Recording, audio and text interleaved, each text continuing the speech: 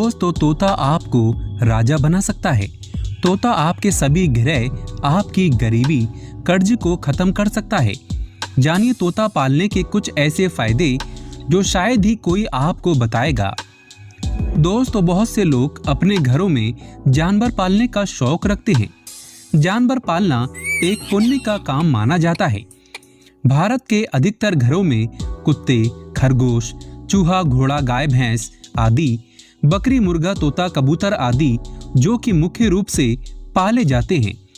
लेकिन इनमें से एक ऐसा पक्षी है जो आपको राजा बना सकता है, और हम बात कर रहे हैं तोते की। जी हाँ, तोता आपको रंग से राजा बना सकता है। तोता अपनी अदाकारी और कलाकारी, मीठे बोलों के कारण आकर्षित करता है। ये बड़ा समझदार और वफादार प्राणी होता है। कहा जाता है कि तोता जिस घर में होता है